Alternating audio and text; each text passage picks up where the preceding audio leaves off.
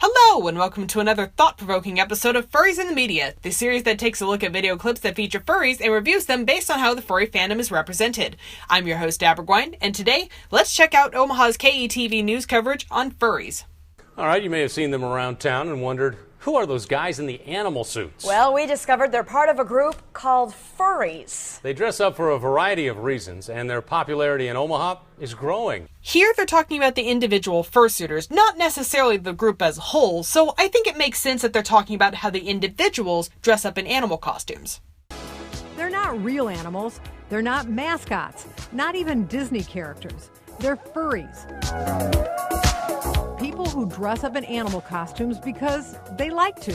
I do appreciate that they take time to address that these people aren't mascots or Disney characters, but now they're talking about furries as a whole group of people, yet they only define furries as people who dress up in animal costumes when that's not the defining characteristic of being a furry.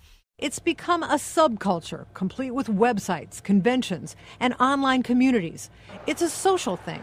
Yeah, technically the furry fandom is a subculture. Furries tell me they're used to being called weirdos, freaks, even sexual deviants.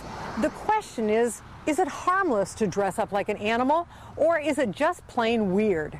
I actually think it's both. Dressing up like an animal is weird to a lot of people, but it's ultimately harmless. It's not clear that in of itself, dressing up as a furry animal or even believing that there's a part of you that is a furry animal is necessarily bad. It's just, again, how you're living your life. Psychiatrist Jim Sorrell of the Nebraska Medical Center says there's no evidence to suggest that furries are any more sexual than the rest of us. I completely agree. Furries aren't any more sexual than the average person. Dr. Sorrell says the real question is whether dressing up like animals enriches people's lives and allows them to mature into healthy adults. Many people have lots of loneliness, sadness, worries in their lives. It's feelings of insecurity, and we all find ways to cope.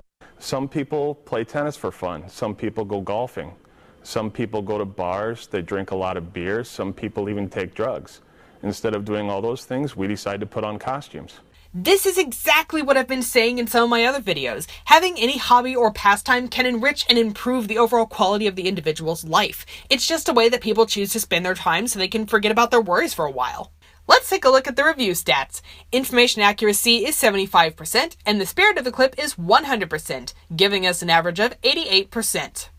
And now time for my thoughts. The news report didn't focus on the source of the insults against furries, but I love that they took it a step further and tried to find their own answers by interviewing a psychiatrist. To me, this shows that they didn't really put a lot of stock in the insults, but they did take it as a cue to look for the real story, and they even put in the time to get an expert opinion. The only bit the news report failed to address was that while the individuals in the segment were wearing fursuits, not every furry has a fursuit, nor is owning a fursuit a requirement of being in the furry fandom. This missing detail was certainly not unique to this news station by any means, but I feel that it could have been better addressed. Overall, I feel like this news report is another beautiful example of a news station using its influence in the local community to build up a good relation between the public and furries. For your patience and respect for the furry community, I thank you, KETV News. Well, that's it for today's episode of Furries in the Media. Have fun, stay awesome. Bye-bye!